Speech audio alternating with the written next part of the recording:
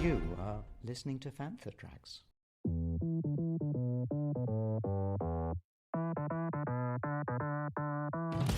It's time to get all your Star Wars news in a single file. This is Canon Fodder. Here are your hosts, Mark Mulcaster, Brian Cameron, Matt Booker, and Mark Newbold. Grab your bookmarks, it's time to take cover as we unleash the Canon Fodder over the Star Wars galaxy of literature.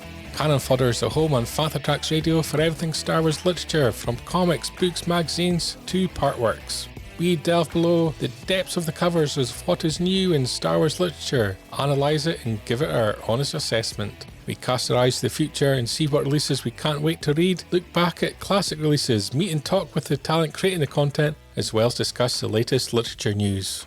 On this special edition of Canon Fodder, we're at New York Comic Con 2022, meeting the creators in Artist Alley. New York Comic Con 2022 saw a plethora of authors and artists return to Artist Alley at the Javits Center in New York, and that's where Mark Newbold and Matt Booker headed across the 4 days of the show to catch up with author Ethan Sachs and artist Will Sliney, colourist Rachelle Rosenberg, author Claudia Gray, and writer Alyssa Wong. Listen to what they had to say on this special New York Comic Con 2022 episode of Canon Fodder. We're here at New York Comic Con. I'm here with Ethan and Will. We're going to talk all about Star Wars, believe it or not. Yay! So, I'll start with both. Whichever one of you wants to pitch in first.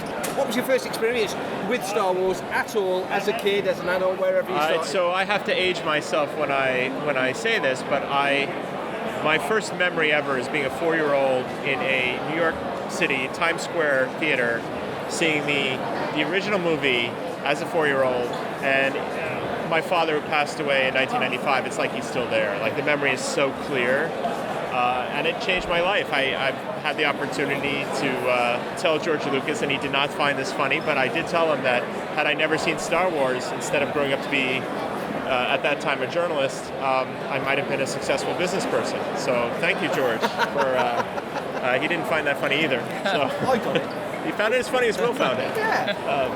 Fake laugh. So we used to be the way you'd rent videos in this little fishing village where I'm from was a van would drive in, like a portable video hiring shop. What's the right name for that? Like a portable blockbuster. I don't think there is a right name for a van. And whatever it was, I think it was raining, so my mom was like, I'll go up and get the video. You usually go up and you get it, whatever. And she comes back with Star Wars. And I was like, Mom, I've already seen Star Wars. You know, and little did I realize there was more than one Star Wars movie. It was Empire Strikes Back. And we put it on, and me, my brother, and my sister were like, oh my God. And it just went from this like one movie to this massive expanded thing, and I don't think I'd experienced anything like that before, and that was it then.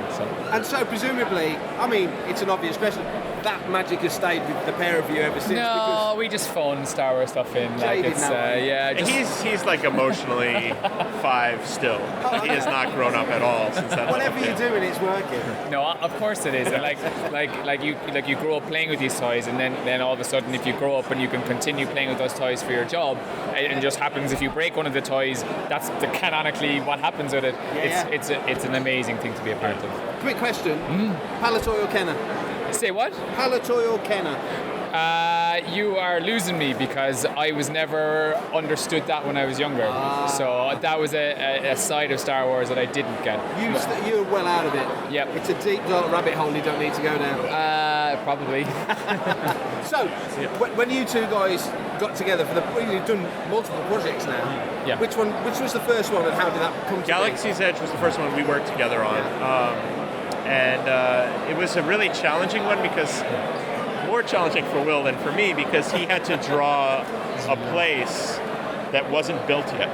They were in the process of building it, and some idiot put on page 2-3 of the very first script a 2-page splash that showed an aerial view of the entire spaceport that didn't exist yet. There it is. What a fool! Yes, so just so that you can see, this place was not built yet, and I put it in the script. But it definitely was a surreal experience drawing somewhere that you knew didn't physically exist, that will physically exist. Yes. And the first thing I saw... Everything he got wrong, people would know for all time. But literally, like, the first thing I saw, I walked in, there was a little kid, and the kid was like this. Yeah. And he's looking at that page, and he's comparing the buildings. It's like, wow. Okay, I'm glad we put the work in to make sure it's all right. So what I actually did was, they had this scale model revealed. Yeah. So I got as many photos of that could. I built out a 3D model of where the buildings are. Oh, wow. So I'd kind of moved the camera down, so that's in the background there when you're at this point to make sure everything was in the right position. And with a project like that, because obviously Galaxy's Edge has come out, Marvel are getting involved, it's a multimedia kind of thing. Yeah. What was the challenge for, as a writer, for example, what was the challenge of, because it's very clear what your challenge was? For me, I didn't see, the challenge for me was to sort of juggle the different eras a little bit, but also make a story that held together, because I didn't want it to be like an anthology where here's an issue, and if you miss issue 2, who cares, because there's a completely different story. So finding that sort of framing story, and in our case it was a heist in the first one and a sort of pirate chase in the second one. That was a little bit of a challenge, but honestly, to get to tell the sort of history of these places that so many kids and Star Wars fans are going to go and physically get to, it was a privilege, and I just loved every minute. Hi, this is Amy Ratcliffe, and you're listening to Fantha Tracks. You've worked together, and we'll come back to that because there's more to talk about. Who are you, and how did you get this number?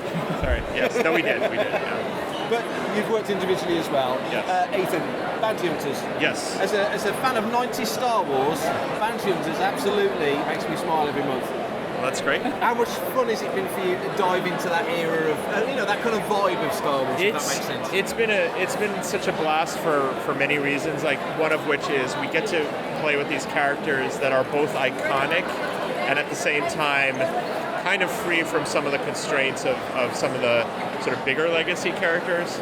So we can mess them up pretty badly without destroying your childhood, your childhood memories of Return of the Jedi or anything like that. So that's fun. And just also to play in that sort of dark street level, among characters that don't really care if the Empire or the Rebellion win, because it doesn't affect their lives. Like, they're still going to be sort of doing either their bounties or their assassinations or whatever. So that's just been a fun and kind of very freeing experience. And you're what, 27, 28 issues in now? Still 28 comes out this month. We have it planned for, I don't know if I should say this out loud, but we've got like at least another 2 years planned. So you'll be sick of hearing my voice in these interviews by that time. No. Yeah. And Will, what is a Kylo Ren? Yeah. Absolute joy to watch. Read. Joy to draw. Take it in. How enjoyable was that for you? A lot. Yeah, it felt really important when we were doing it. Like the way, the build up to it. Like it was actually the book that I was given the most time to prepare on with the character designs, because they were so important. So it was a lovely process. It was the first time I got to work with Charles, who I'd known for years, but before we both broke in. So that was lovely as well. It was just intense.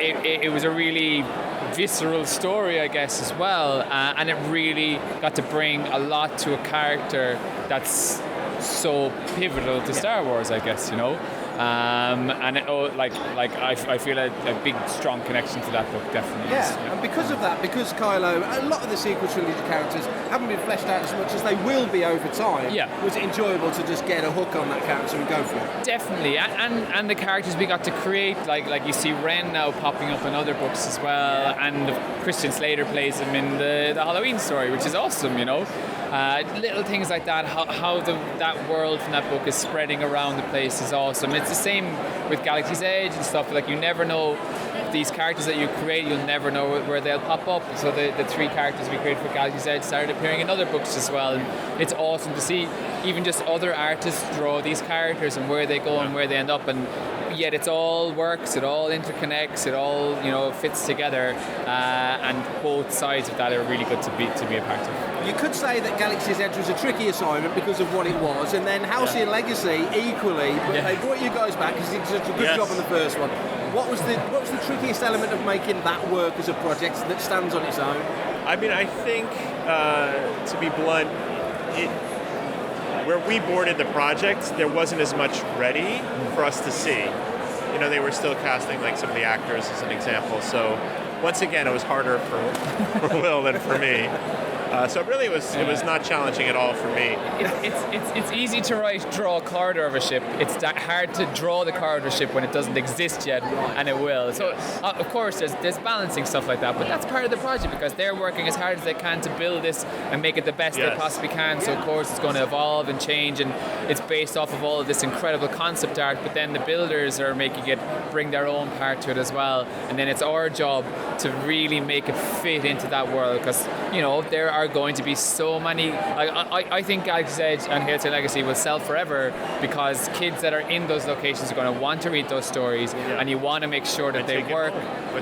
Yeah, and that they're right. And when they're looking at the stuff around there, they're like, this is exactly where I am. It's set here, so it feels even more like I'm there, and I learn more about this world. And from a writing point of view, a story is a story, and you want to find the kernel of that and work it in. I think Halcyon Legacy especially was very satisfying because it is like that ship has this history that starts from the era of the High Republic and goes, well into the sequel era.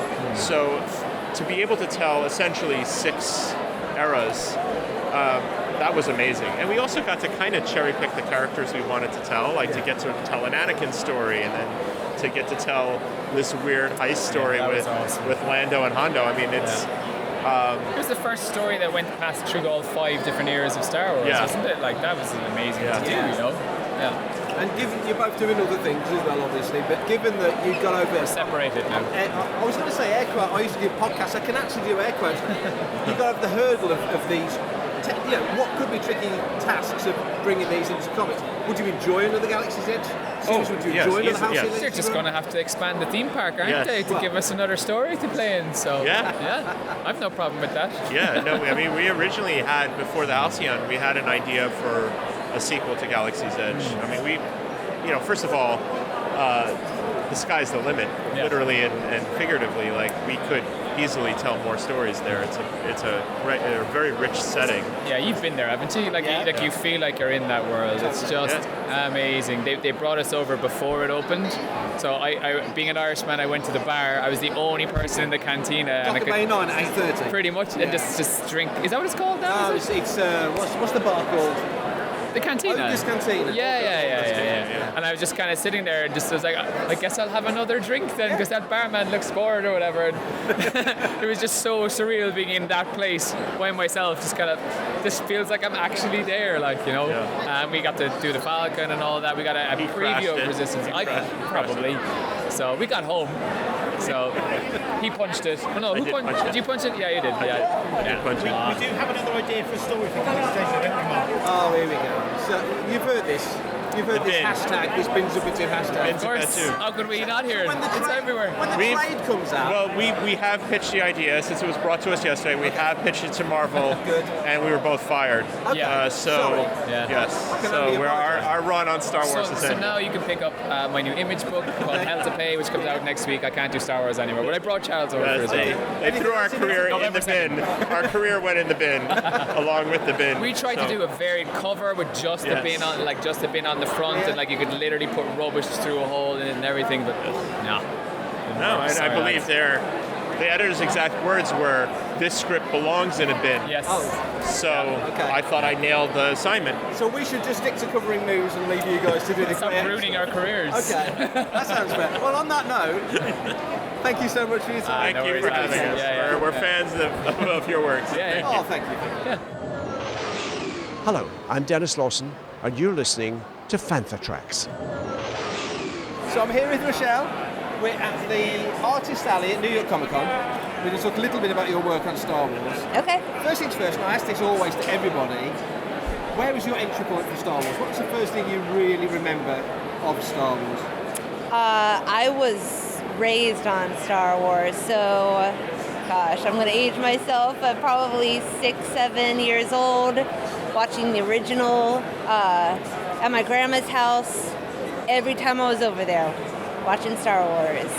over and over and over. Just love the characters, love the scenery, I mean everything, the story. So yeah, I mean I grew up on Star Wars, so to be working on so many Star Wars books for Marvel is just like an incredible like dream come true. Looking at your list of works, I didn't realise that you came in actually at the back end of the Dark Horse series, the Legacy. Oh yes, yep. So that was my first work on Star Wars, and then I actually had to bow out of that series a little early because I signed an exclusivity agreement with Marvel, and then shortly after signing that, Marvel took over, or Disney took over Marvel, and they own Lucasfilm. So yeah. You must have been thrilled when that happened. Yeah. So then I went back on Star Wars, which was amazing. And what was the next series that you jumped onto? What was your first Marvel series? My first Marvel series. Afra was fairly early. Was it Rogue One was fairly early? Rogue One, yeah. Rogue One might have been my first series. That was all me.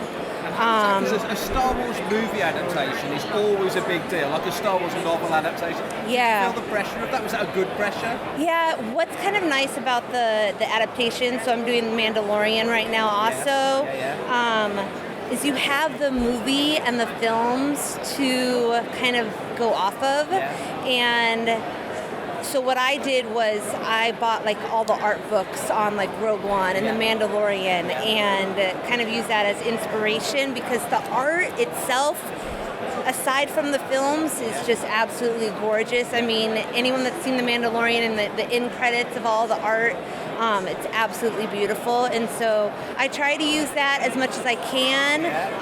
Lucasfilm is very specific with colors, so sometimes they would actually have me change stuff because as beautiful as their concept art is, they want it to look exactly like the film.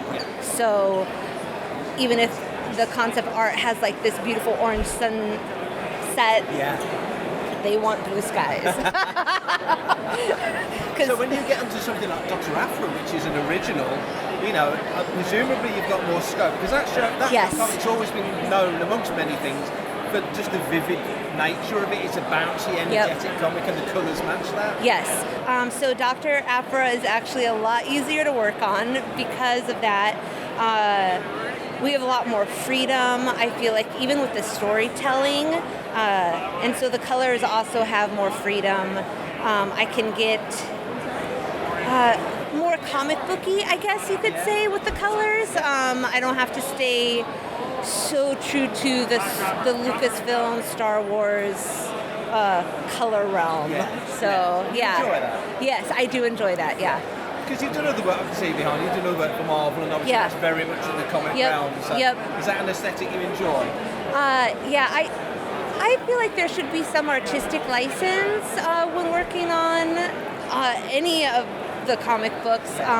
Unfortunately, Lucasfilm they want their worlds to all like coincide, and I do appreciate that. Like, it's working on sequential art, it's frustrating to me when I'm coloring something and I'm like, this is not drawn the same as it was last issue, because I, as a fan of comics, want things to look, the same. So I do appreciate that, but at the same time, I do wish they would allow a little bit more freedom on certain things. And I do try to push back on some things, but their editors are definitely true to form. So. That makes sense. Do you think colouring in general gets the appreciation that it deserves? No, absolutely not. It does feel overlooked sometimes. When we review stuff on Panther, we always make a point of mentioning the colourist because you're part of the art scene. So often it's just the penciler and the inker. Yeah, and I appreciate everyone that I've had a couple of podcasts come by, and we always mention the colorist, and I definitely appreciate that. I think coloring is a huge part of the team, and it can get frustrating when we kind of get left behind because sometimes we're the ones that are getting the books out on time, and it's not like it's a white and black book that's going out. It's in color, and that is I do think it's a huge part of the storytelling process. So. And finally, you mentioned you're working on Mandalorian at the moment. Yes. Are you enjoying that? I love it, yes. I actually, when the series first came out, I had said something to the Star Wars team, and I was like, if this ever becomes a comic, I'm here. Yeah. And then sure enough, Mark Hannick, who runs the Star Wars office right now, he sent me an email, and he was like, so, got Mandalorian coming up, you want to color? And I was like, yes. So I'm a huge Mandalorian fan. I have a little dog named Mando. My daughter loves Grogu. So yeah, I'm very excited to be working on that. Wonderful. Well, if you're happy, we're happy. Yes. Thanks for your time. Really appreciate that. Thank you so much. For everything in one location, daily news, reviews, interviews, podcasts, video, and social media feeds, bookmark FanthaTracks.com for Star Wars news 24/7, 365.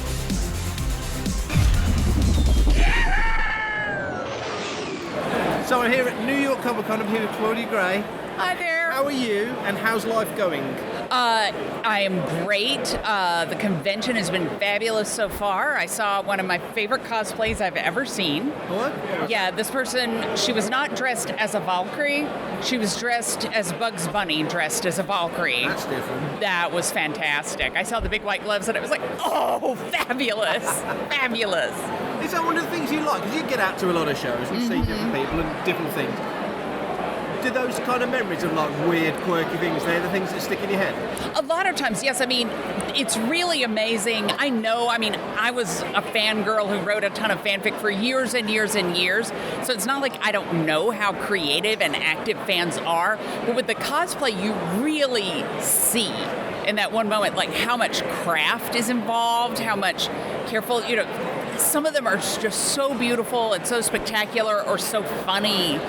I think it's wonderful. I would never do it myself because with my sewing skills, it would be, I don't think there is any costume for like a lot of wadded up newspaper. That's not a character in anything, but I love seeing it. And when you're creating characters yourself, be it Star Wars or others, is that ever in your mind that someone's going to latch onto that character and get so granular they're going to want to know its inside leg measurement and make a costume of it? I don't think about it at the outset, but then later I get into it. I have to say, when I went to Celebration in May, my great hope was to see just one Geode cosplayer, and I saw 3, which was fabulous. And how did you enjoy Celebration? It was great. It was fantastic. Really enjoyed getting to meet everybody.